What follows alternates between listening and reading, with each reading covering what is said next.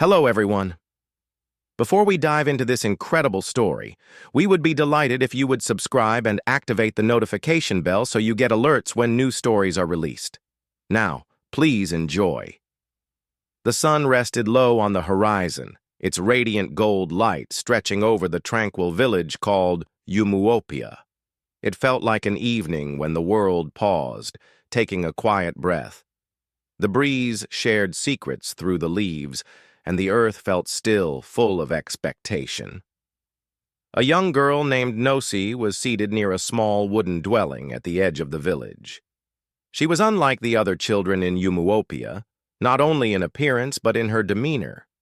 While other youngsters ran freely in the paths, their laughter echoing as they played, Nosi often found herself in shaded spots, her gaze fixed intently on the distance. Her mother had passed away shortly after she was born, and her father, a hard-working farmer, was too busy to devote much attention to her. Nosi had learned how to manage on her own. There was no one to spoil her, no one to share stories with her, or to ensure she was properly fed. Despite this, there was an incredible inner strength about her, something that set her apart from others her age. This particular evening, Nosi was walking down a narrow dirt track that led to the house of an elderly woman who lived alone at the very edge of the village, a woman named Maman Kechi. Maman Kechi was very old enough to be a grandmother to everyone. She resided in a simple mud house, surrounded by gardens that had grown wild. The villagers didn't speak much about her. Some considered her too proud, while others said she had been quite reclusive for many years. But for some reason, Nosi felt drawn to her. She had first encountered Maman Kechi a few months prior when she had strayed too far from her father's farm and was caught in a heavy rainstorm. Feeling cold and hungry, she had knocked on Maman Kechi's door asking for shelter. The old woman, who had never turned anyone away, had given her food and offered her a warm place to rest. Since that day, Nosi began visiting more frequently, bringing food from her father's farm, helping with small tasks, and sitting with Maman Kechi for hours, often in silence. As she approached the house that evening, she saw Maman Kechi sitting outside on a wooden stool. Time had weathered her face, but her eyes remained sharp and alert. The old woman looked up as Nosi came closer, a faint smile touching the corners of her lips. There was something different about that smile today, as if it held a secret. Nosi stopped before her and placed a bundle of bananas at Maman Kechi's feet. "I brought some from Father's farm," she said, her voice quiet but steady. Maman Kechi nodded, accepting the fruit with a slow, deliberate motion. "Thank you, my child. You have a kind heart." Nosi shifted her feet, unsure of what to say next. A feeling was growing deep within her, a sense that this day was significant, that this visit would mark a turning point. Maman Kechi gazed at her for a long moment before speaking. "You are a good girl, Nosi. I see you look after others even when they do not ask for help. You remind me of someone I once knew." The words lingered, a mix of praise and mystery. Nosi felt a slight discomfort, sensing the importance of the moment. "Who did I remind you of?" she asked, her voice barely above a whisper. Maman Kechi's eyes seemed to look beyond her, as if searching for something deep inside. She paused before answering. "You remind me of my daughter," she continued. "She was just like you, strong, independent, and full of life. But she left me a long, long time ago. A very, very long time ago." A lengthy silence settled between them as the shadows lengthened, and for the first time in weeks, Nosi felt a stirring inside her, a feeling she couldn't quite identify.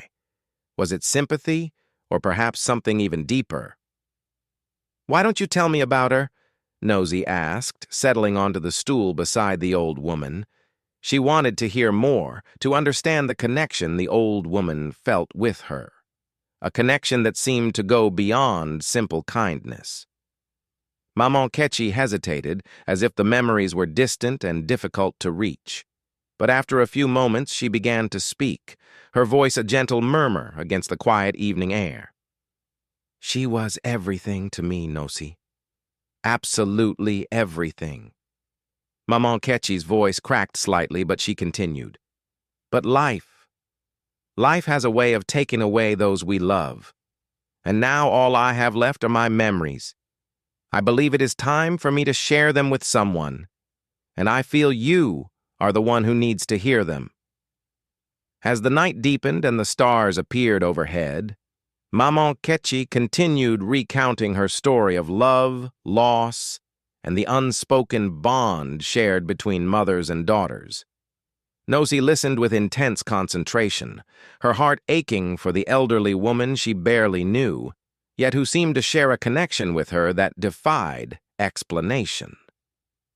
When Maman Ketchi finally became silent, her eyes heavy with weariness, Nosi gently placed a hand on her arm.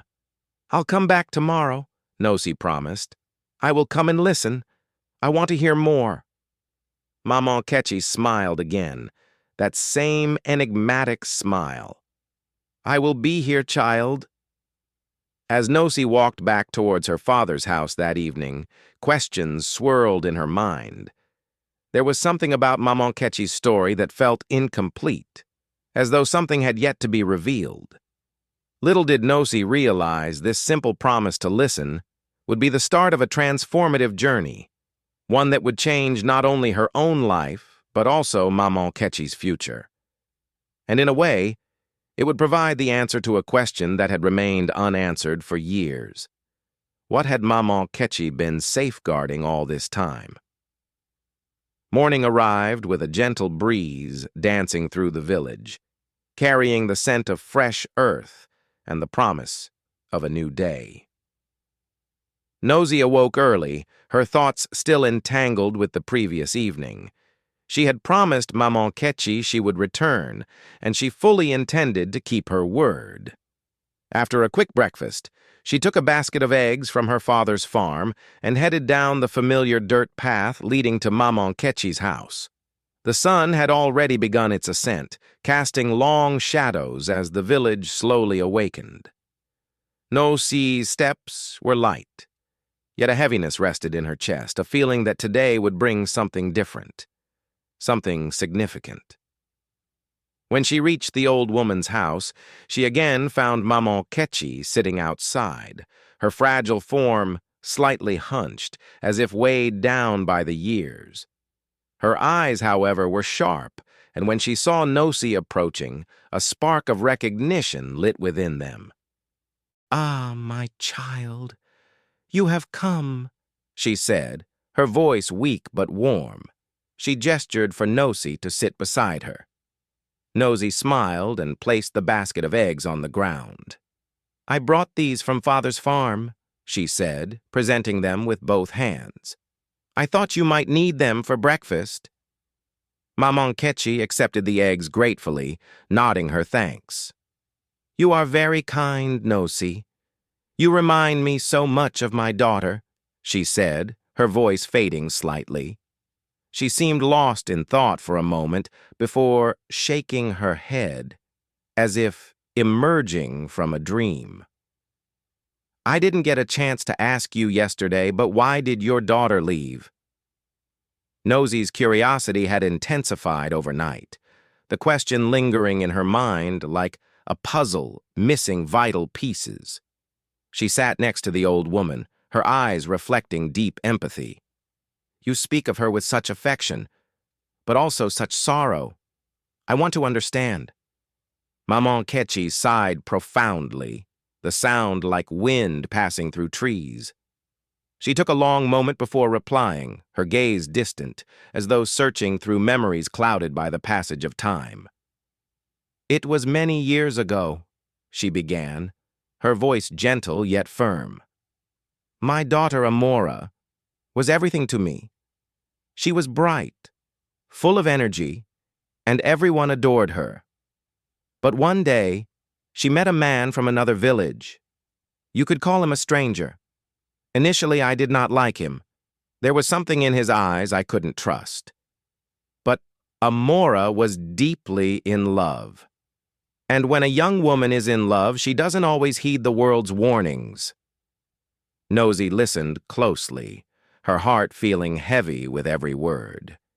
She could see the pain in the old woman's face, the slight trembling of her hands as she spoke of Amora. They left one night without telling anyone, Maman Ketchy continued, her voice breaking slightly. They went far, far away, and that was the last time I saw her. I searched for years, asking people, asking strangers, but I never found her again. I do not know what became of her, where she went, or if she is even still alive. A long silence passed between them, broken only by the gentle rustling of leaves in the wind. Nosy could feel the weight of Maman Ketchy's words, the profound pain of a mother who had lost her child without knowing the reason or circumstances. It was a sorrow that settled deep within, gnawing at the soul, refusing to release its grip. I am so sorry, Nosy said softly, her voice filled with empathy. She reached out and took the old woman's hand. I cannot imagine how difficult that must have been for you. Maman. Ketchy squeezed her hand gently, a sad smile forming on her lips. Thank you, my child. You bring me comfort. But sometimes when I look at you, I see her spirit, that same kindness. There was something in Maman Ketchy's eyes then, almost secretive, as if she was withholding a truth she wasn't ready to reveal. Nosy noticed it, and for the first time felt a shiver of something unspoken hanging in the air. I believe, Maman Ketchy said after a pause, that the world has a way of bringing certain people together. I have observed you, Nosy, and I have seen the kindness within you, the same kindness Amora possessed. I think she would have liked you. Nosy felt a pang in her chest at the mention of Amora's name. She couldn't explain why, but it felt like a thread connecting them all, as if fate had orchestrated this meeting. But why are you telling me this now? Nosy asked, her voice quiet, but laced with curiosity. What does it signify? I don't understand. Maman Ketchy's eyes seemed to soften as she looked at the young girl beside her. I will tell you in due course, Nosy, she said. But there is something else I must share with you first, something of great importance, something that will fundamentally change everything for you.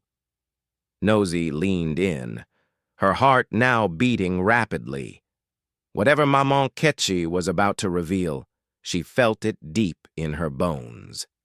It would be something that would shift her world, just as the old woman's presence had already begun to do. Maman Ketchy's voice became softer, almost a whisper, as if sharing a secret intended only for Nosy's ears. I have lived a long life, Nosy, and soon I will depart from this world. But before I go, I wish to give you something. I want you to make me a promise. Nosy's heart raced. What is it, Maman Ketchy? I will do anything.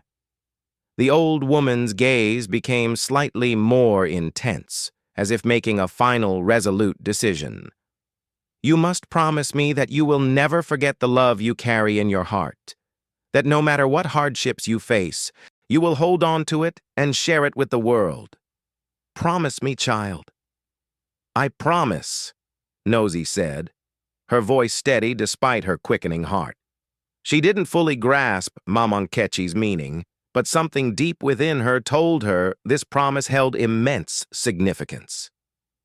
Maman Ketchy's eyes softened, and she smiled that secretive smile once more. Good, because one day you will comprehend, and when that day arrives, you will know exactly what you must do. As the day drew to a close and the sun dipped lower, Nosy left Maman Ketchy's house with a strange sense of anticipation in her chest. She didn't know what the old woman's words truly meant, but she felt she was on the brink of something monumental, something that would alter everything. Little did she know the answer would arrive sooner than expected. The days that followed felt heavier than usual. Nosy couldn't shake the feeling that something significant was about to unfold. Something beyond the simple interactions she had shared with Maman Ketchi in recent months. Each time she returned to the old woman's house, she couldn't help but look for hints, for answers hidden in the lines of Maman Ketchi's face or the quiet way she spoke. A mystery was growing between them, one Nosy could sense but not yet comprehend. One morning, a cold breeze swept through the village as Nosy walked towards Maman Ketchi's house, bringing a sense of impending change. She didn't know why, but this day felt different. The sky was overcast, as if the heavens were holding their breath. She quickened her pace, her heart fluttering with a mix of excitement and unease. When she arrived, she found Maman Ketchi sitting outside as usual, but her stillness was unsettling. The old woman's frail hands rested in her lap, and her gaze was distant, lost somewhere far away. "Maman Ketchi," Nosy called softly, stepping closer. "Are you feeling all right?" The old woman's eyes slowly turned towards her, and for a brief moment, Nosy saw a flicker of something she had never seen before: fear. It vanished as quickly as it appeared, replaced by her usual calm, but it left Nosy unsettled. "I am fine, my child," Maman Ketchi said, her voice weak but steady. "But I have been thinking. There is something I must tell you, something I should have revealed sooner." Nosy sat beside her, her heart beating faster. She sensed that the time for the old woman's secrets was approaching. She needed to hear this, needed to understand what Maman Ketchi had been trying to convey all along. "What is it, Maman Ketchi? What have you been keeping hidden?" Maman Ketchi paused, her gaze drifting to the horizon, as if drawing strength from the earth. "You have heard my story about Amora, have you not?" Nosy nodded, eager for answers. "Yes. You told me she left with a man and you never saw her again. But why do you continue to speak of her?" "I feel there is more to it. I feel you want me to know something." The old woman's eyes darkened, and for the first time, Nosy noticed a hint of regret in her expression. "Amora did not leave simply because she was in love, my child. No, there was more to it. There was a reason she ran away, a reason that has tormented me all these years." Nosy leaned in closer, her breath catching in her throat. "What reason, Maman Ketchi? What happened?" Maman Ketchi took a long, shaky breath, and then, with a slow, deliberate motion, reached into the folds of her worn dress and pulled out a small leather-bound book. It was old, its pages yellowed with age and its cover frayed, as if handled countless times. "This is Amora's journal," Maman Ketchi said, her voice barely above a whisper. "I kept it after she left. I didn't want to lose any part of her. I thought perhaps, one day, I could find her.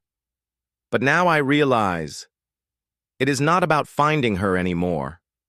It is about understanding why she left, understanding what transpired." With trembling hands, she opened the journal to a page near the back, where the ink had begun to fade, and handed it to Nosy. "I want you to read this," Maman Ketchi said, her voice urgent, "because I think you might be the only one who can truly understand." Nosy took the journal carefully, feeling the weight of the old woman's words. She opened the page, her eyes scanning the delicate script. "I am not the person I was before. I have been concealing myself from something for too long, and now I cannot escape it. The man I am with is not who he appears to be. He is connected to something far darker, something I cannot explain. I fear for my life, for my mother's life, for everyone around me. I no longer know who to trust. I have made a decision. I will run. I will go far away where no one can locate me. I do not know if I will ever return, but it is the only way to survive. Nosie's eyes widened as she read the words, each sentence feeling like a weight on her chest. She looked up at Maman Ketchy, her voice barely a whisper. What? What does this signify, Maman Ketchy? Who was Amora fleeing from? What was she concealing? Maman Ketchy closed her eyes, her face filled with sorrow. She was fleeing from a man who was part of a group within the village, a group involved in matters no one should ever know about. But she didn't tell me everything, Nosy. She couldn't. She was too terrified. Nosy's mind raced, the pieces of the puzzle beginning to fall into place. But why didn't you pursue her? Why didn't you try to find her? I did try, Maman Ketchy said, her voice cracking. I searched for years, but each time I came close, I felt a darkness enveloping me. I couldn't shield her, Nosy. I couldn't protect her from the very force that was drawing her away, and I couldn't protect myself either. I had to let her go. But I never ceased searching for her, never stopped hoping she would come back. A long silence followed, the weight of the revelation hanging heavy in the air. Nosy couldn't fully grasp everything, but she felt a deep pull towards this story, a connection that went beyond superficial acquaintance. There was a reason she had crossed paths with Maman Ketchy, a reason she had become a part of this woman's life. What should I do with this, Maman Ketchy? Nosy asked, holding the journal tightly. Keep it, Maman Ketchy said, her voice steady despite the evident emotional strain. Keep it, and when the time is right, you will understand. There is more to this story, but it is not for me to tell. It is for you. You are the one who will set things right. You are the one who will uncover the truth. Nosy nodded, her heart pounding. She didn't know how or when, but she knew now that her life was intertwined with this secret, this enigma. The path ahead was unclear, but she could no longer turn away, not now. As the evening drew near and the first stars appeared, Maman Ketchy's voice softened once more. Thank you, Nosy. You are the daughter I never had. You are the one who will carry forward the legacy of love and courage. Never forget that. Nosy slowly stood up, the weight of the journal in her hands, and made a silent vow to the old woman. She would find the truth. She would uncover the secrets of the past, regardless of where it led her. Little did she realize the truth was closer than she imagined. The days following that conversation felt heavy, as if the village air had thickened with unspoken truths. Nosy felt restless, constantly revisiting the old woman's words and the journal, now tucked safely in her room. It was a secret, but not just any secret. It was a key to something far greater than she could have conceived. She continued visiting Maman Ketchy, although the old woman's health seemed to decline each day. The steady glow that once filled her eyes was now clouded with fatigue. But each time Nosy sat beside her, the old woman would hold her hand, her grip stronger than her frail body suggested. An unspoken bond had formed between them, deeper than shared stories and quiet afternoons. It was as though Maman Ketchy was preparing Nosy for something she wasn't yet ready to understand, something only time could reveal. One afternoon, with the sun low and casting a warm orange light across the village, Nosy found herself walking towards Maman Ketchy's house again. She held the journal, its worn leather and crinkled pages bearing witness to the hours she had spent poring over it. So many questions remained. So many things she needed to know. When she arrived, Maman Ketchy wasn't sitting outside as usual. The door was ajar, but the old woman was not there. Panic surged through Nosi's chest, and for a brief instant her mind conjured the worst possibilities.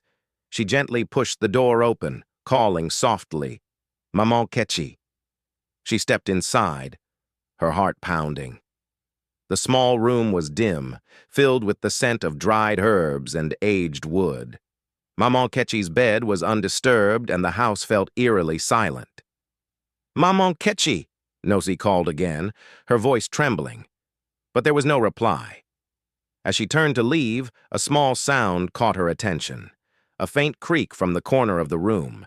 She spun around, her breath catching. There, seated by the window, was Maman Ketchi. She was hunched over, her face pale, but her eyes were wide open, fixed on the journal in her lap. For a moment, Nosi froze, unsure whether to approach. Seeing Maman Ketchi like this, so still and silent, was unlike anything she had witnessed before. It felt as though the air itself had shifted, thick with anticipation. "Maman Ketchi," she whispered, taking a cautious step forward. "What is it?" The old woman's voice cracked as she looked up. "Nosi, my child, I can sense it, now. Time is drawing near. I am too weak, too old to accomplish what must be done. But—" She stopped abruptly, her hands trembling as they clutched the journal. "You must grasp the truth, child. You must understand why Amora departed and the full meaning of it all. You are the only one who can make things right." Nosi stepped closer, her heart pounding. "What do you mean, Maman Ketchi?" What happened to Amora? What is this all leading to? The old woman closed her eyes for a moment as if gathering strength.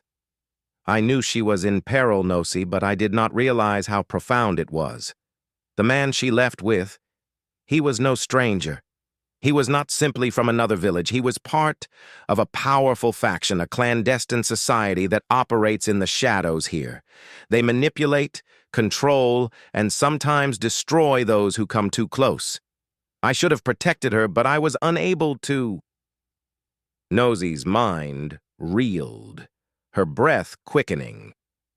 "What secret society? Why didn't you reveal this to anyone? Why didn't you attempt to stop them?" Maman Ketchi's gaze was distant now, her voice hollow. "Because they were pervasive. They had eyes on everyone, including me.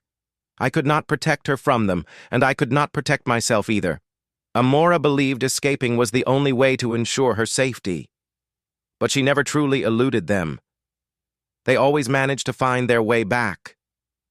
Her words hung in the air like an approaching storm. Nosi's heart pounded, her thoughts racing. This was far grander than anything she had ever conceived. Danger lurked among them, a threat hidden in plain sight. "The journal, Nosi," Maman Ketchi's voice cut through her racing thoughts. "It contains the answers, the key to stopping them. But it is incomplete.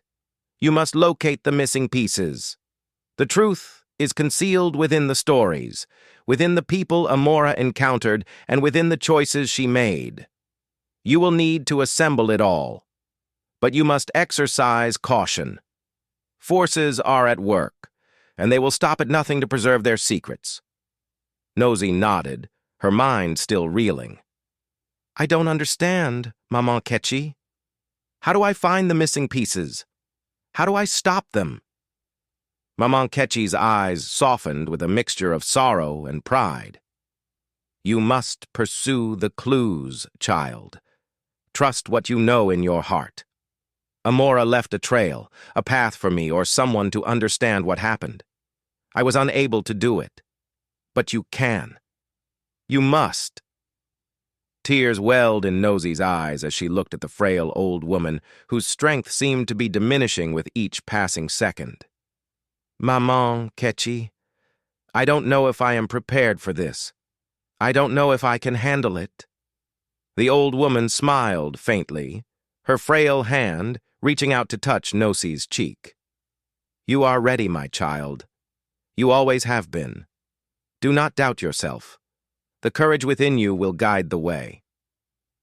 Before Nosy could utter another word, Maman Ketchi's breathing became heavier, slower. The journal slipped from her lap, falling softly to the ground. Her eyes closed gently, and her head tilted to one side as if the weight of her words had finally taken their toll. Nosy knelt beside her, her heart breaking as she realized what had just occurred.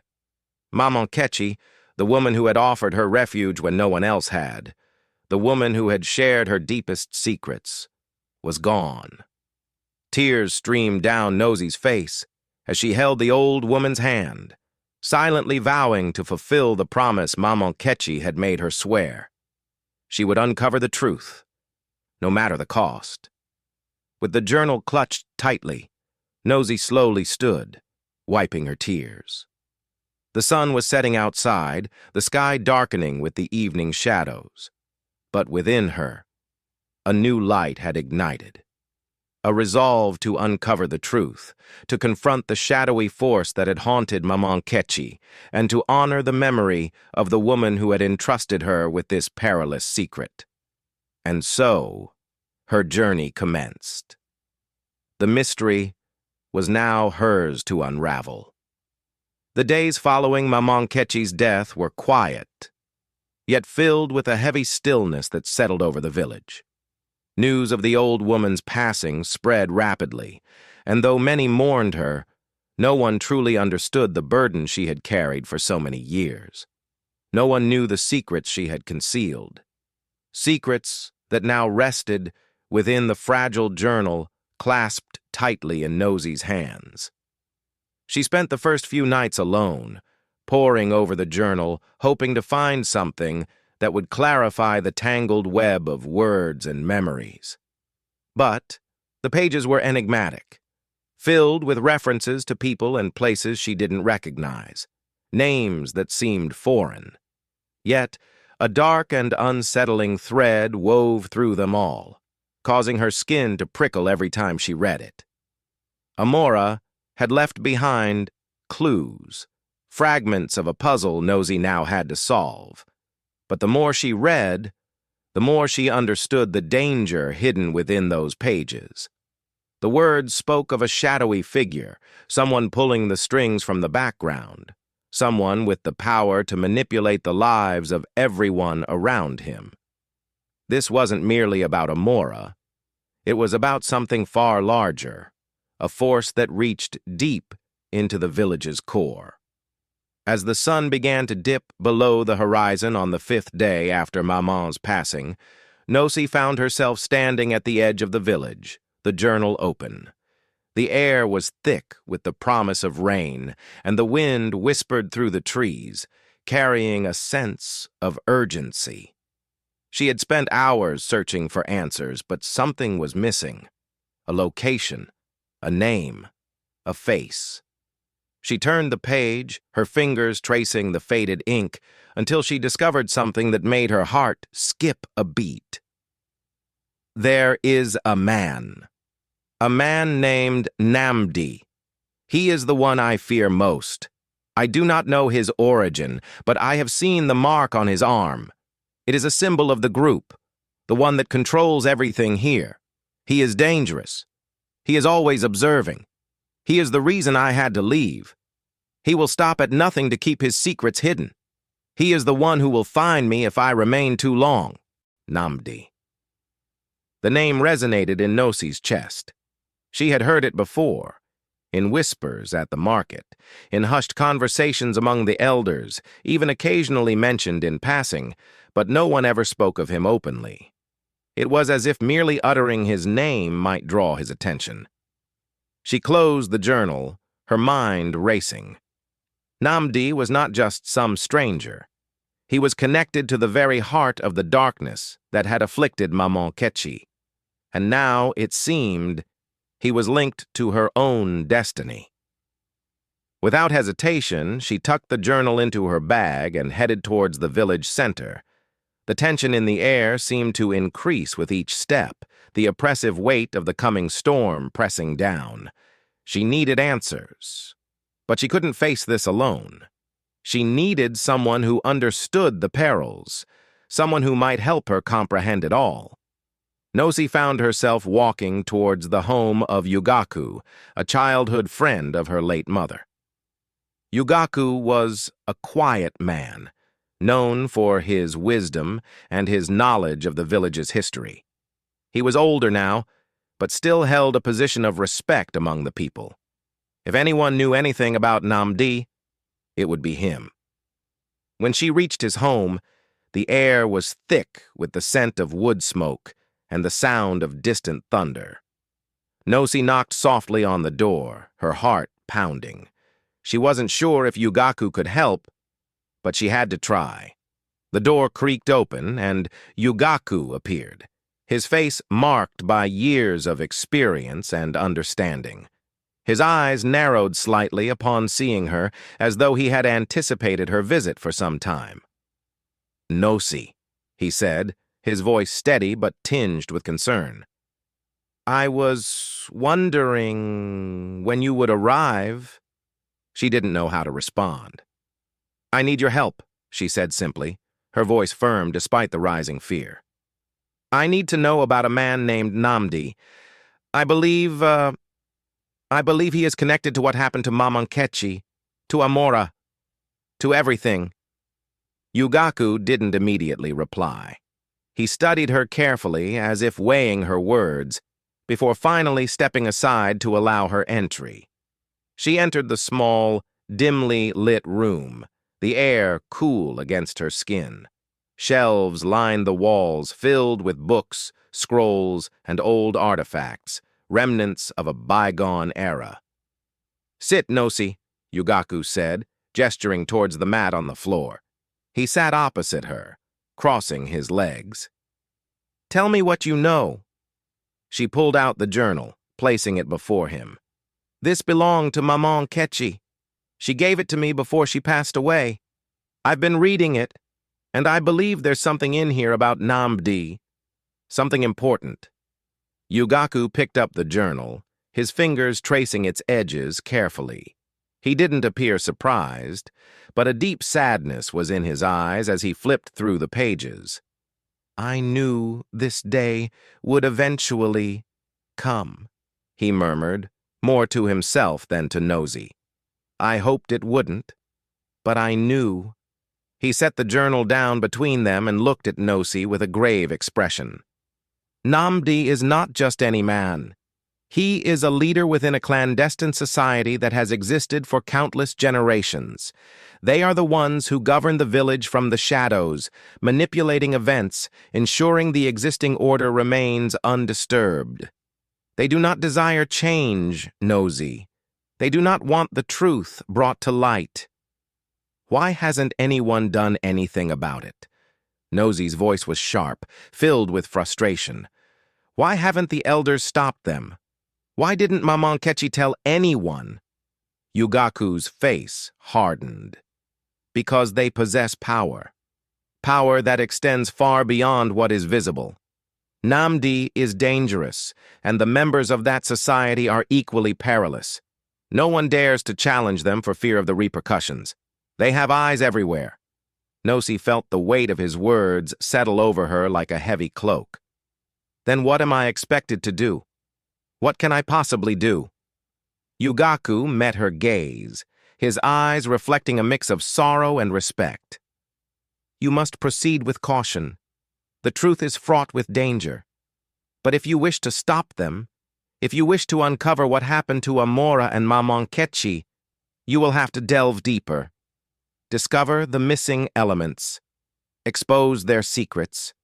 But remember, Nosy, once you embark on this path, there is no retreat. They will pursue you, and they will not stop until you are silenced." The storm outside intensified, the sound of thunder echoing in the small room. For the first time in her life, Nosy fully comprehended the gravity of the situation she had become entangled in. But there was no turning back now. She nodded slowly, her determination solidifying. "I will do whatever is necessary, Yugaku. I must know the truth." He gave her a long, searching look before finally nodding in return. "Then be prepared, Nosy." The journey ahead will be arduous. And so, with the journal clasped tightly and the storm raging outside, Nosy was certain of one thing. She was no longer simply a girl from the village. The storm continued throughout the night, but within the walls of Yugaku's modest home, an eerie silence seemed to press in on Nosy. She had listened intently to his words, but now that the full weight of her predicament had sunk in, the burden felt unbearable. She wasn't sure if it was fear, the overwhelming sense of responsibility, or something more profound. But the unease gnawing at her wouldn't subside. Yugaku had offered some counsel, but there was so much more he hadn't revealed. The truth was far more intricate than anyone had anticipated. She was a solitary girl, standing at the precipice of a much vaster world, one she hadn't known existed until Maman Kechi had revealed it to her. And now, with her mentor gone, Nosy was left holding the key to a puzzle that threatened to dismantle everything she had ever known. The next morning, as the first rays of dawn filtered through the window cracks, Nosy sat on the floor, surrounded by stacks of papers, the journal, and fragments of stories passed down by Maman Kechi.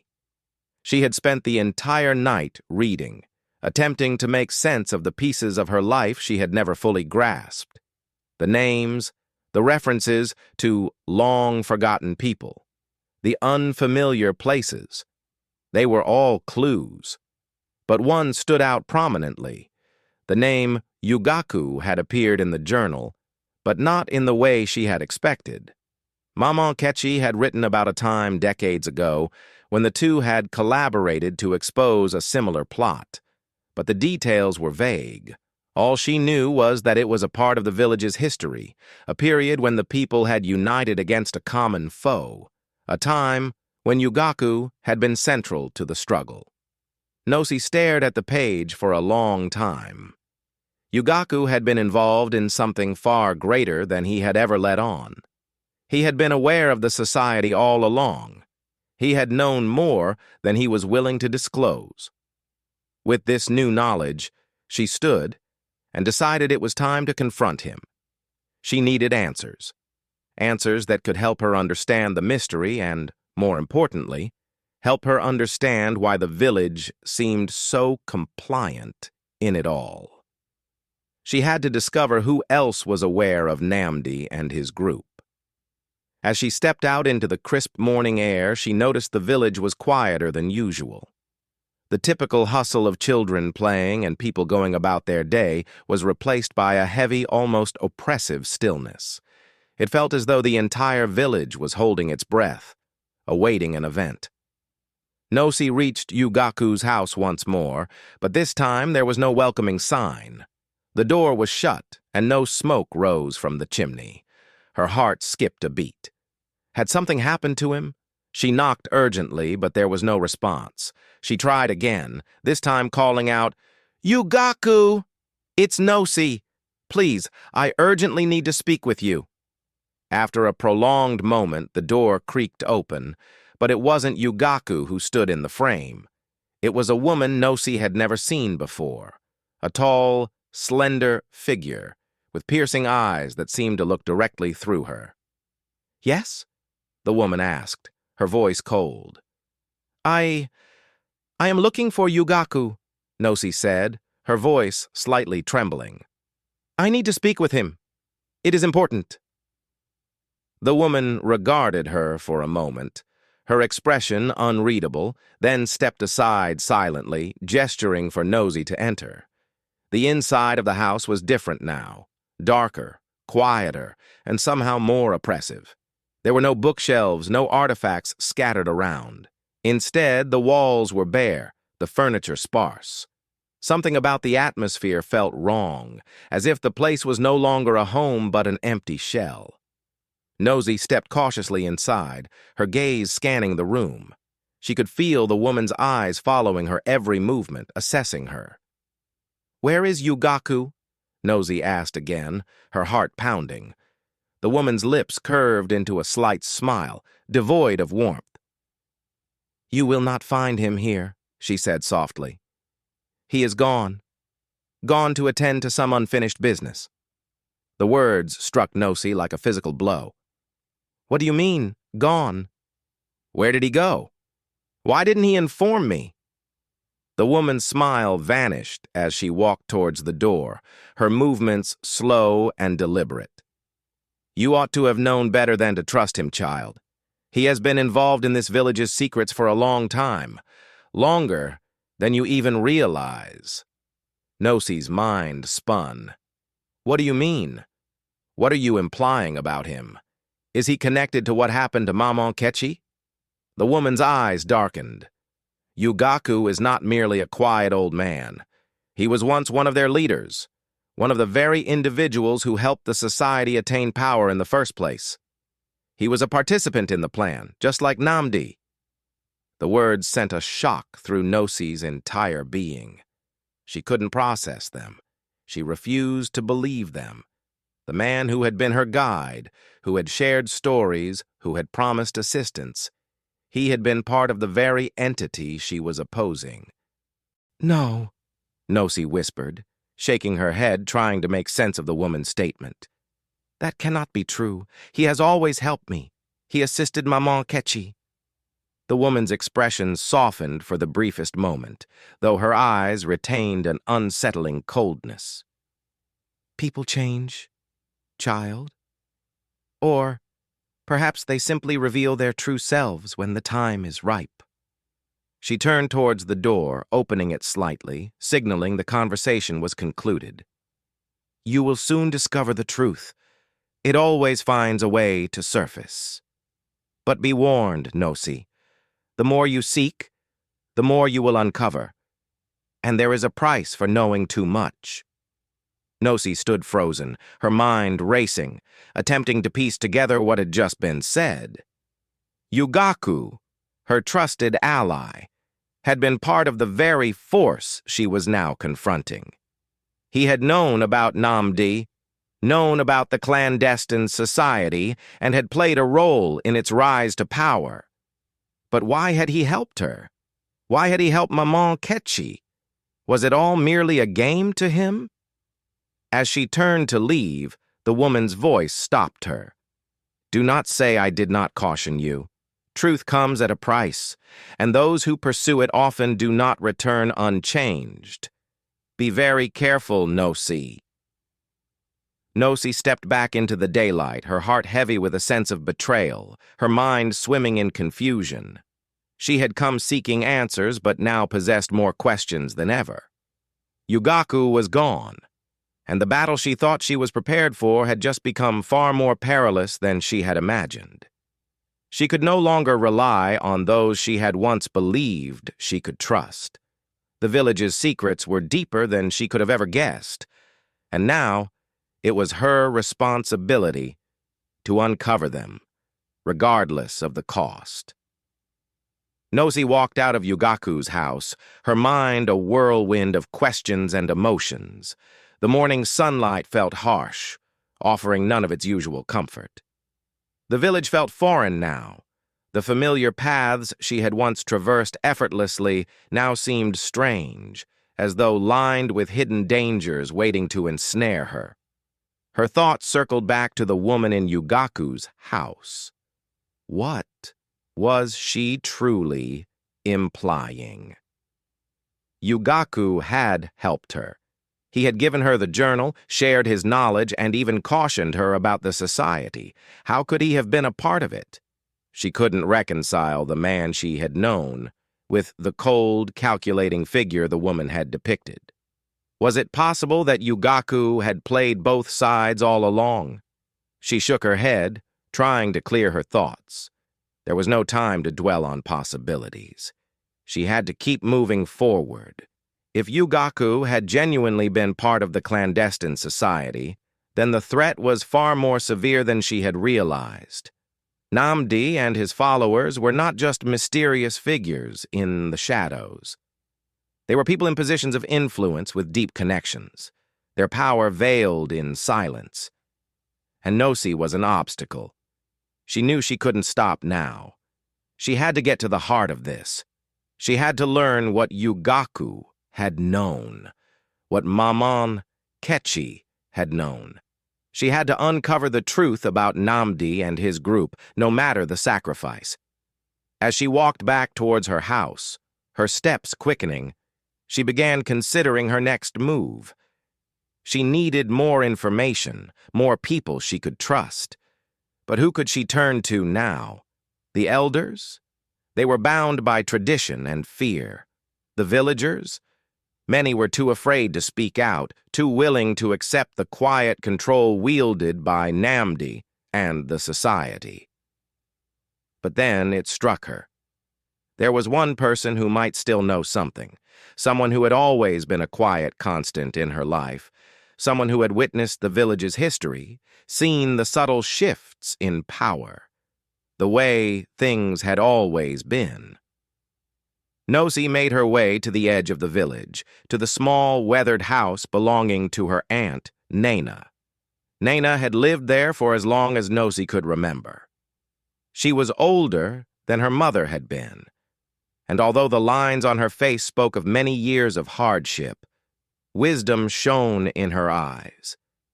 Nana had always been a silent observer of village affairs, a person who listened more than she spoke.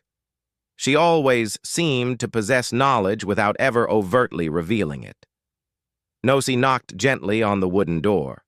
It creaked open almost immediately, and Nana's familiar face appeared, her sharp eyes belying her age. "Nosy, child," Nana greeted her, a gentle smile forming. "You have come at precisely the right time." Nosy felt a shiver as the door swung wider, inviting her inside. "Aunt Nana, I need to speak with you. There is something I must know." Nana motioned for her to sit, and as Nosy lowered herself onto the low bench, she saw the concern in her aunt's eyes. "What is it, my child? You appear troubled?" Nosy hesitated, her fingers gripping the hem of her dress. "I don't know where to begin," she started. "But it's about Yugaku. It's about everything. I believe I have uncovered something that could change everything." Nana sat opposite her, her hands folded in her lap. "Tell me," she said quietly, her voice steady. And so, with Nana's patient presence beside her, Nosy recounted everything. Maman Kechi's death, the journal, the secrets hidden within, Yugaku's alleged role in the society, and the cryptic words that had led her to this moment. She held nothing back, sharing every detail she had discovered. Nana listened intently, her face unreadable as Nosy spoke. When she finished, a long silence settled between them. Nosy waited anxiously for her aunt's response, but Nana remained silent for a moment. Then, after what felt like an eternity, she spoke. "You have uncovered a great deal, child. More than I had hoped you would." Nosy frowned, a knot tightening in her chest. "Aunt Nana, you knew." Nana nodded slowly. "I knew more than I ever revealed to you. The village has always harbored its secrets, but there are some things one never wishes to uncover, things that could shatter the very fabric of this community. Then why didn't you say anything? Why didn't you warn me?" Nosy's voice cracked with frustration. Nana sighed deeply, her eyes filled with sorrow. "Because some truths, my dear, are too perilous to utter. The society that controls this village is ancient, and its roots run deep. To defy it is to jeopardize everything. People have attempted, and many have vanished without a trace. Yugaku may have offered you assistance, but you do not fully comprehend. He has been involved in this for a very long time. He is not a man of pure intentions." Nosy felt a cold chill creep over her skin. "But why would he help me if he is part of it? Why would he help Maman Kechi?" Nana's expression darkened. "Because sometimes the strongest among us are those who are closest to the edge. Yugaku is conflicted, child. He may have been part of their world, but deep down, he has always understood the cost of their power. He helped you because he recognized the goodness within you. Maman Kechi, she was one of the few who resisted. She fought against the shadows in her own way. But Yugaku never left. He has always been torn between his allegiance to the society and his desire to act righteously. Nosi felt as though the ground beneath her feet had shifted. She had assumed Yugaku was an ally, but now it seemed the line between ally and adversary was much thinner than she had ever imagined. "Then what do I do now?" she asked, her voice small and uncertain. "How can I stop them? How can I stop Namdi?" Nana stood and walked to the small window, looking out at the village below. "You must be cautious, Nosi. To oppose them is to oppose everything this village has ever known. But you must discover the truth, and within the truth lies your strength." Nosy felt a quiet resolve settle within her chest.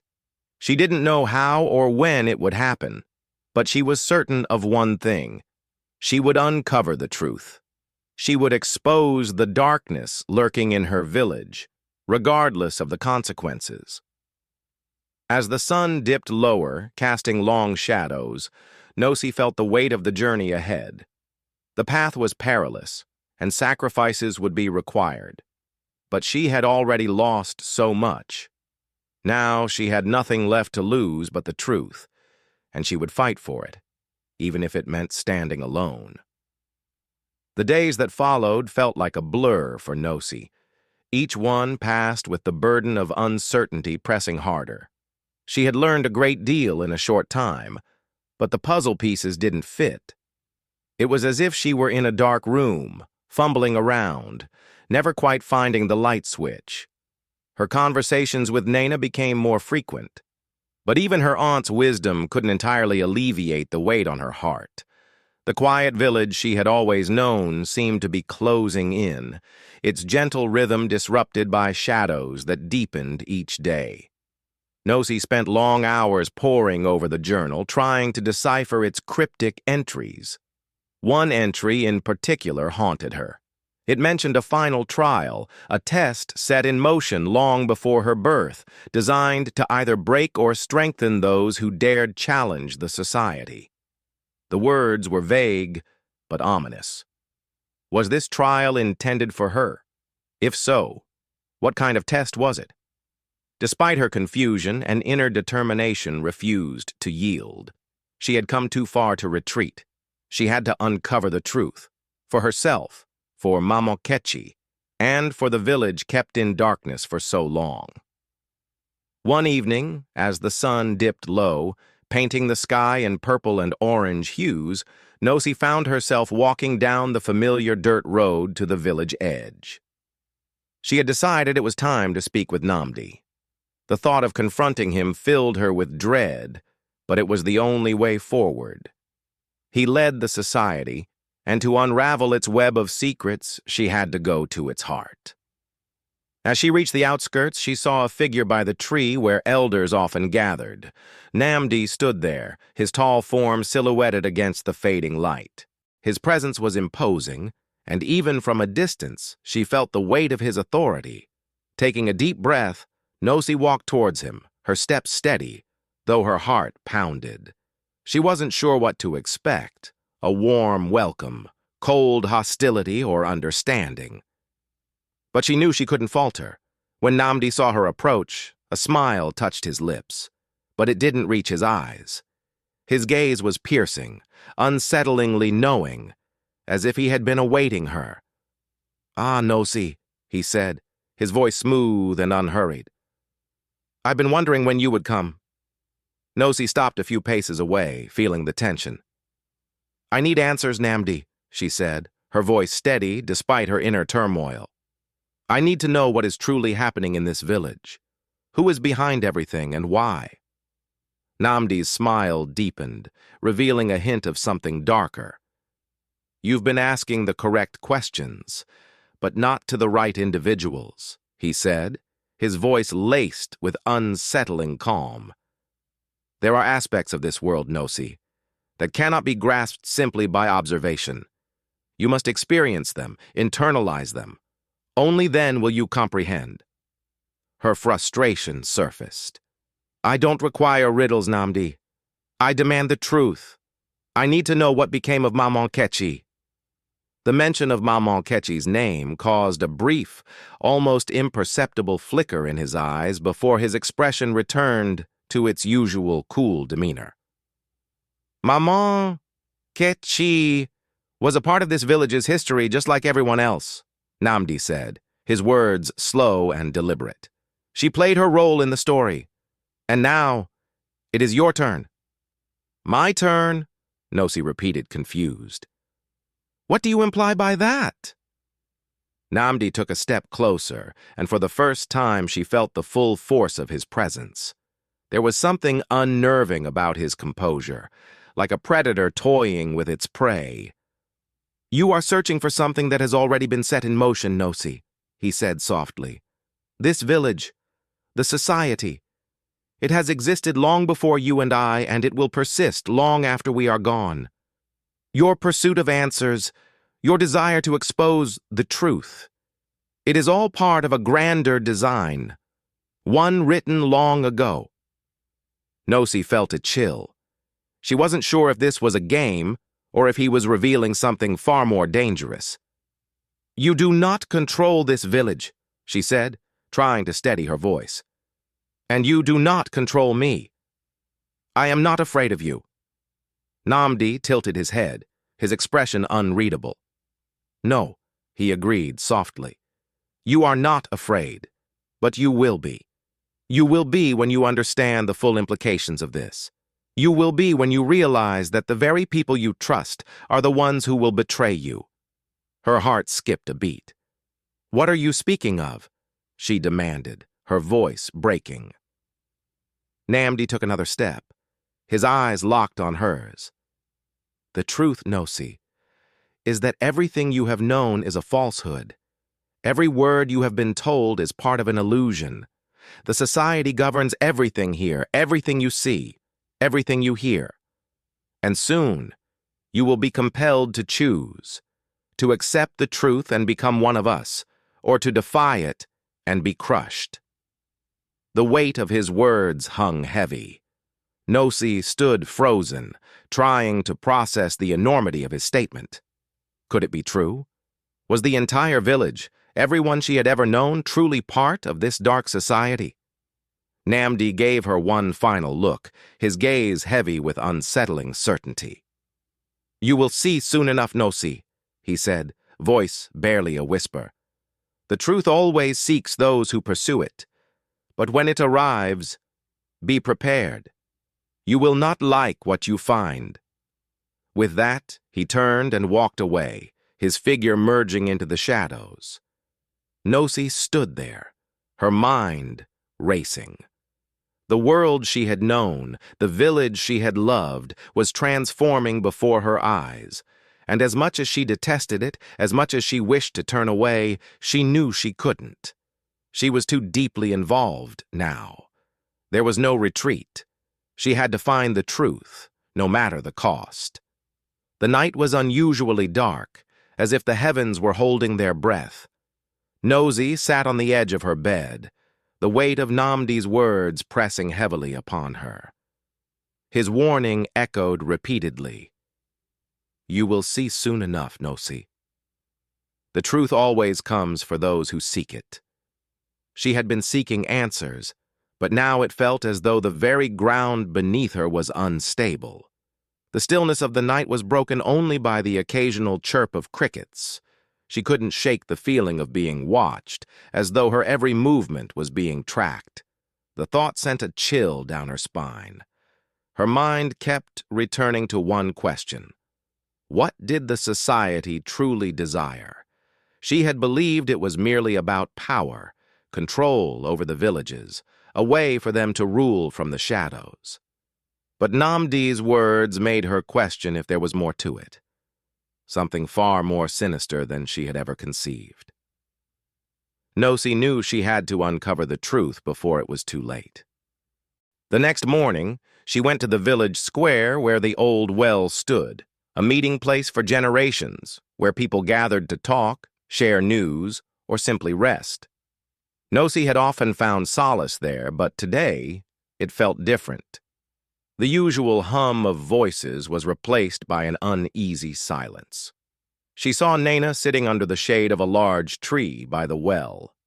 The old woman's presence always felt calming, a quiet strength amidst chaos. Nosy approached cautiously. Nana looked up, her sharp eyes studying her as if she already knew what troubled her. "Nana," Nosy said, her voice tight, "I need to speak with you." Nana gestured for her to sit, her expression unreadable. "I know what is bothering you, child. You have been asking the wrong kind of questions." Nosy sat beside her, heart pounding. "What do you mean?" "I must know the truth.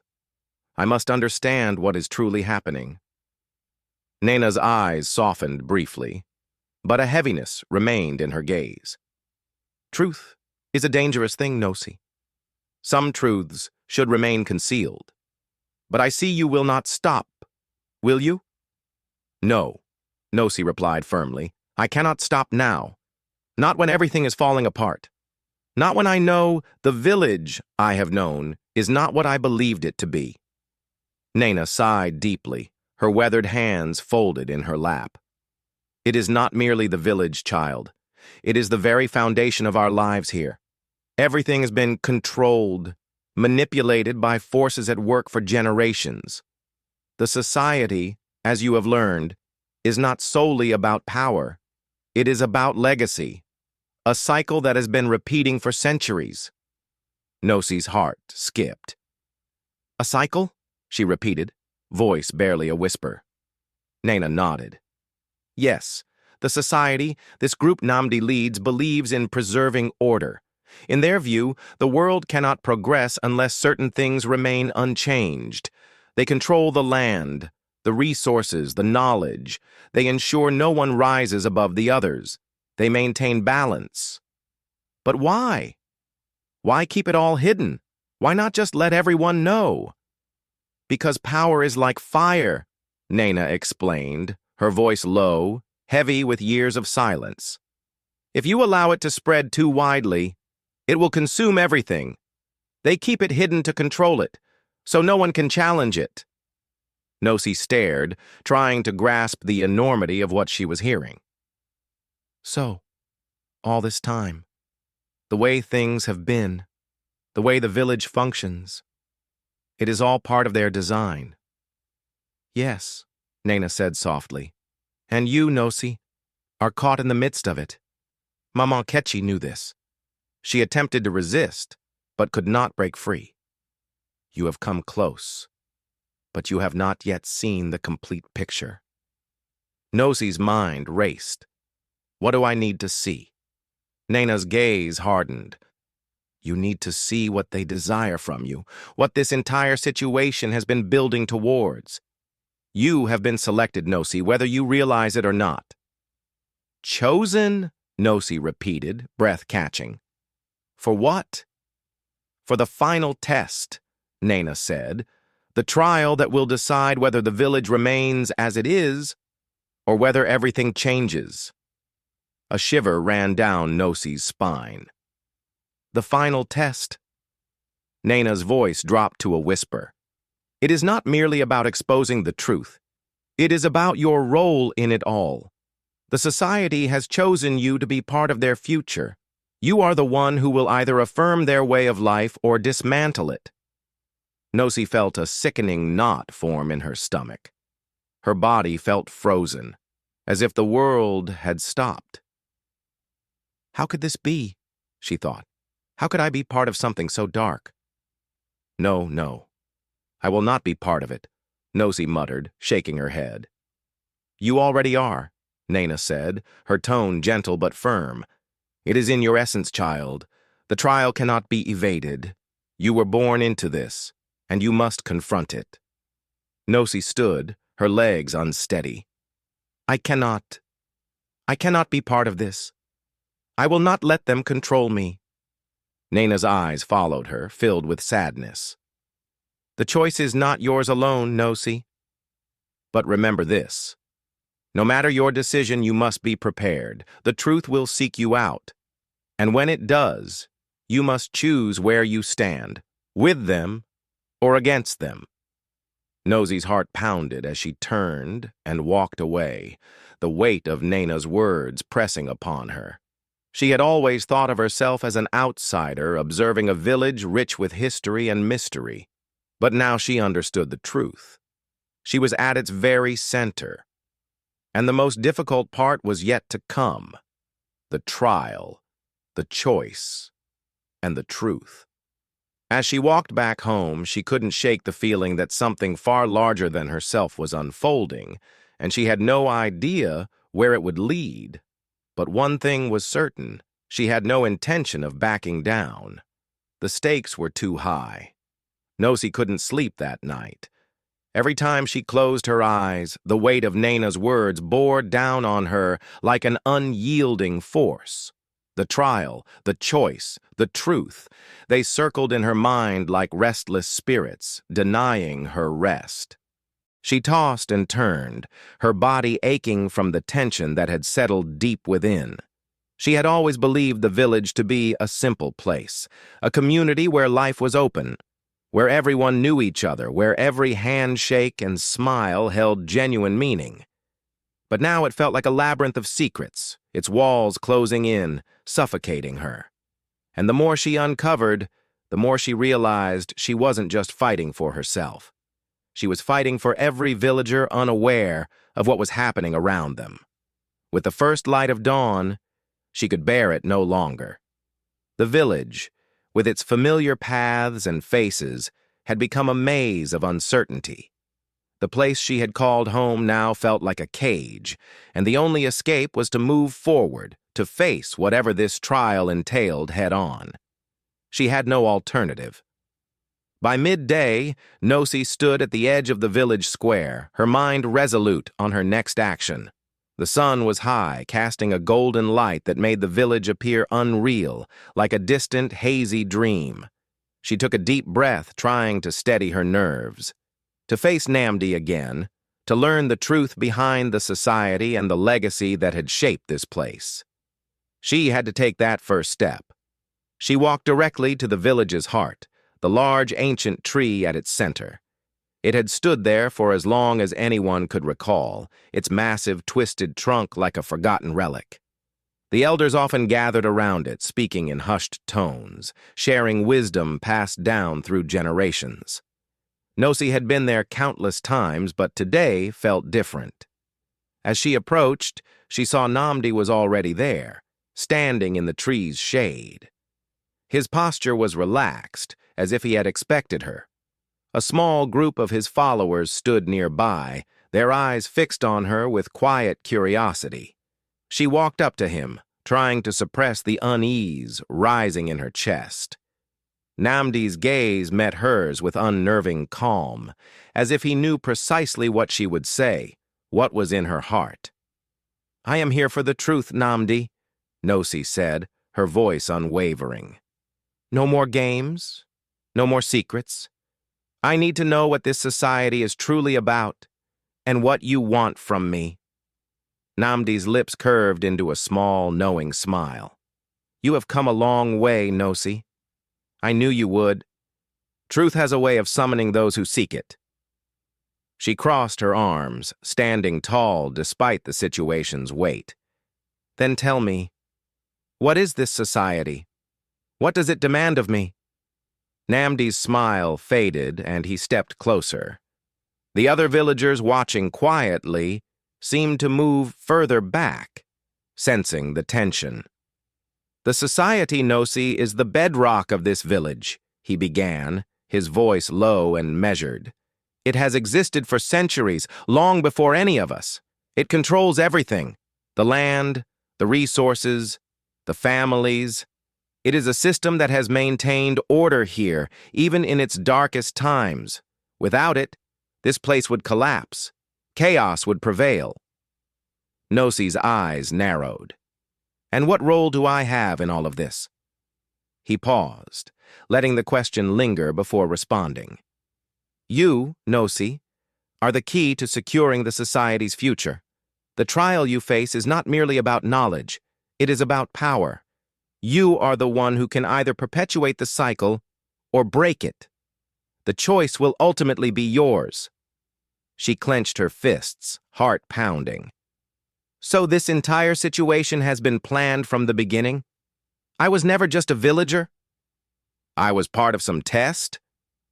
Namdi's eyes gleamed with a strange blend of pride and something darker. Yes. From the moment you were born, your destiny was determined. The society foresaw that one day someone like you would emerge, someone possessing the power to alter everything. And now you stand at a critical juncture. I do not want your power, she snapped. I refuse to be part of your society. I desire a life free from these constraints. Namdi's gaze hardened. You may not desire it, but it resides within you. You cannot evade it, Nosi. You were chosen for this, and whether you accept it or not, the trial will seek you out. It always does. A hush fell over the nearby villagers. For the first time, Nosi realized they weren't merely onlookers. They were part of this world, too, awaiting her decision. Just as she had been chosen, they were all awaiting the commencement of the trial. Her breath came quickly as the situation's weight fully registered. Namdi was correct on one point. There was no escape. The trial had already begun. What are the consequences if I refuse? Nosi asked, voice tight with defiance. Namdi's face remained impassive. Refuse, and the society will remove you. It is straightforward. There is no place for defiance in a world that requires balance. The society has its mandates, and if you fail to adhere to them, you will be erased. Her heart constricted. It was the same ultimatum Nina had warned her about. She couldn't afford to refuse. She had to find a way to navigate this trial, to fight without losing everything she held dear. The silence between them stretched, thick and stifling. She looked around at the villagers, all of them watching, waiting. And for the first time, she understood they weren't just bystanders. They were all part of a system built on secrets, lies, and sacrifices. But she wouldn't be one of them. She wouldn't let the trial consume her. I will not be a pawn in your game, Namdi, she declared, her voice strong. I will fight. I will fight with every ounce of my being. For a brief moment, Namdi's eyes flickered. Perhaps with respect, perhaps amusement. Very well, he said softly, his lips curving into a thin smile. Let the trial commence. And with those words, the world seemed to shift. The path ahead was uncertain, but one thing was clear. The game had begun, and there was no turning back.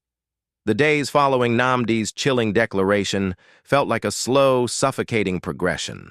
Each moment seemed to extend endlessly, as if time itself were suspended in a tangled web of uncertainty. Nosi couldn't shake the feeling of being enclosed, that her every action was being observed and analyzed. She had made her choice, but the next step remained unclear. She only knew she couldn't yield. The villagers' behavior towards her had changed. Some avoided her gaze, others whispered whenever she passed. It was as if they knew something she didn't, as if they could see through her, as if she had become an outsider in her long-time home. The weight of their silence pressed down, but she refused to break. She spent hours walking the village, lost in thought, trying to determine her next move. Each time she passed the old well, she felt the society's eyes on her, like invisible hands reaching out. Her every movement was undoubtedly monitored, and the truth still felt so distant. One evening, with the sun casting a soft pink glow, Nosi went to the tree by the square where she had met Namdi. This time she wasn't alone. Naina was waiting, her aged, wrinkled face etched with years of secrets and wisdom. "You are not alone in this," Naina said as Nosy sat beside her, her voice steady but tinged with sadness. Nosy turned to her. "I know, but it feels that way. I don't even know who I can trust anymore. Everyone I thought I knew is part of this game." Naina nodded slowly. "It is a heavy burden, child. But you must remember, not all of us are part of the society's design. Some of us are simply trying to survive. We are as much caught in the web as you." Survive. How long has this been happening? How many lives have been ruined because of this society? "Too many," Naina said softly. "But the crucial thing to understand is they do not perceive it that way. To them, it is about maintaining balance. The system must endure. There is no room for disorder, for change. And anyone who poses a threat to that, well, you know what happens." "Erased," Nosy whispered, the word tasting bitter. "Yes," Naina confirmed, "but it doesn't have to end that way. There is always an alternative path if you are willing to fight for it." Nosy looked up at the tree, its thick branches spreading into the sky. A flicker of hope ignited within her, a tiny ember in the surrounding darkness. Could she truly fight this? Could she genuinely break the cycle? Or was she already too deeply involved? "You have been granted an opportunity, Nosy," Naina continued, her voice firm. "The society has chosen you, yes, but that does not mean they control you. You possess the power to effect change, to turn the tide, but you must act wisely and cautiously." The prospect of facing Namdi again, of directly confronting the society, sent a shiver through her. But she couldn't let fear dictate her actions. She had already resolved to fight. She didn't know how or even if it would succeed, but she couldn't live knowing she had done nothing to stop the corruption that had taken root in the village. "I'm not sure I'm prepared for this," she admitted, voice barely audible. Naina turned to her, her wise old eyes filled with understanding. "None of us are ever truly prepared, child. But sometimes life offers no other choice. We must simply step forward, even when the path ahead is obscured." The old woman's words lingered as they sat in silence, watching the sun descend, casting long shadows. Nosy felt the weight of her decision pressing on her chest. Yet, a strange clarity followed. This was no longer solely about her or the society. It was about the people she cared for, those unaware of the shadows surrounding them. And that was when it struck her. She didn't have to face this alone. To dismantle the society, she needed to gather allies, people outside the system who could help her oppose Namdi and his followers. The next day, she began reaching out to those she trusted most. Naina was right. Some had no part in the society's schemes. She started with a few elders who had always shown her kindness, those who had never abandoned her, even when she was orphaned. They were hesitant, initially, but as she explained the darkness that had slowly crept into their lives, they began to see it too.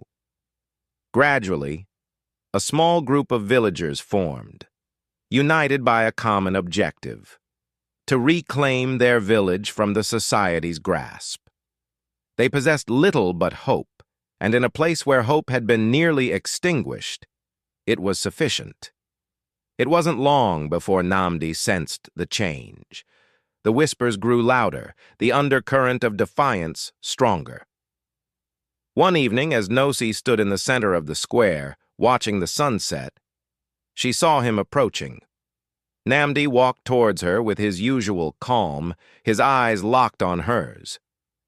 "I see you have been active, Nosy," he said, his voice low, laced with something dangerous. "But you should be aware this will end poorly for you." Nosi held her ground, the crowd behind her sensing the tension. I am finished being part of your game, Namdi. This village belongs to its people, not to you or your society. Namdi smiled, but it held no warmth. You believe you can alter things? You believe you can dismantle everything we have built? The society is more than just a collection of individuals, Nosi. It is the very heartbeat of this village. Then I will break that heart, she replied, her voice steady, and you cannot stop me. For a moment, silence hung between them, thick with unspoken threats and tension. But Nosi knew this was the pivotal moment. The trial was no longer just hers. It concerned all of them. And whatever unfolded next, she would ensure the truth finally came to light. The battle had commenced. The atmosphere was charged with anticipation, as if the village itself was holding its breath. Nosi stood resolute, back straight, eyes locked with Namdi. The small group of villagers who supported her stood tall, their faces a mixture of fear and resolve. This was more than a confrontation. It was the final stand. Namdi didn't waver. His calm, calculated demeanor remained unbroken. He seemed to absorb the tension, letting it wash over him. But a flicker in his eyes, a slight twitch, betrayed his confidence. He had always believed in the society's unshakable control. He had never imagined anyone, especially someone like Nosi, would dare to challenge it. You believe you can undo centuries of order with a handful of villagers, Nosi? Namdi's voice was icy, yet a trace of amusement lingered. The society's roots run deeper than you comprehend. What you are attempting is futile. But Nosi stood firm. I am not trying to undo anything. I am trying to restore what this village was meant to be, honest, open, free. You and your society have transformed it into something else, twisted it into a cage. Namdi's lips curved into a sneer. You are deluded. You think the villagers will stand by you? They have been conditioned to obey. They have been taught there is no life outside the society's rule. You will be alone, Nosi. No, Namdi.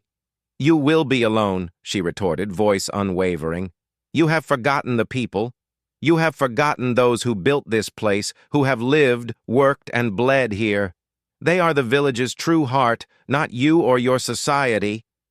Her words hung in the air, thick with a power neither could deny. The crowd behind Nosi began to murmur, their whispers spreading like wildfire. It was clear the villagers were not just observers. They held the true power in this fight. Namdi seemed to sense the shift. His posture stiffened, and for the first time, a flicker of uncertainty crossed his eyes, though it quickly vanished. With a deep breath, he regained his composure, the mask of control returning. You have persuaded them, haven't you? He said, voice suddenly quieter, colder. But you overlook one thing, Nosi. Power is never truly granted. It is seized. And if you believe you can emerge from this conflict without repercussions, you are gravely mistaken. Nosi took a step forward, heart pounding, but her resolve stronger than ever. I am not afraid of you, Namdi. Not anymore. If we must fight for this village's future, then that is precisely what we will do. Together. The villagers, previously uncertain, now stood taller, their faces resolute. They had always felt something was amiss, but lacked the courage to speak. With Nosi leading, they found their strength. Namdi's expression darkened, and in that moment, Nosi understood the true extent of his power. He wasn't merely a leader, he embodied the society. If he was willing to fight to the bitter end to preserve it, she would have to confront him directly. You will regret this, Nosi, he warned, voice now tinged with a cold, dangerous edge. The society is older than you. It will endure, and so will I. He turned to his followers, their eyes showing doubt. He gave them a single nod, and they moved, circling the villagers, eyes narrowed, anticipating weakness. But Nosy felt no fear. She knew the battle wasn't physical. It was one of courage, of conviction. As long as the people stood united, they could overcome anything. "You are mistaken," she said, voice carrying across the square. "The society may be old, but it is built on falsehoods, and falsehoods always crumble." The sound of her words rippled through the crowd, igniting something in their hearts. One by one, they stepped forward, joining her against Namdi and the society. Their collective strength became a formidable force, one Namdi could no longer ignore. "You think your small rebellion can withstand everything I have constructed?" Namdi spat, less conviction in his voice now, a crack in his armor. "It is not a rebellion, Nosy," she said. "It is a revolution. Truth has always been mightier than lies, and we are done concealing it." The village square, once a place of quiet exchanges and simple gatherings, had become the arena for a future that would either be controlled by fear and secrets or built on honesty and hope. Nosy had chosen her side, and with every step she took, the villagers took one alongside her. For the first time, the weight of the society's power felt like it was shifting, cracking under the pressure of something far more potent: truth and unity. Namdi's gaze darted over the crowd, searching for any sign of doubt or retreat, but the villagers held their ground, no longer afraid. With a final venomous glare, Namdi turned and walked away, his followers trailing, uncertain of the future. The society, it seemed, was not invincible after all. Nosy watched them depart, heart pounding, but a sense of triumph filled the air. She had done it. The battle was far from over, but this was the turning point. The village, her home, was no longer bound by the society's grip. The truth was exposed, and the villagers had chosen their path forward. As the sun set, casting a warm golden light over the square, Nosy stood surrounded by the people she had fought for. The future remained uncertain, but for the first time in a long while, hope permeated the air. And with that hope came the understanding that the future could be whatever they chose to create together. We would be delighted to know where you are watching from and what time it is in your location right now. Please share your answers in the comments section.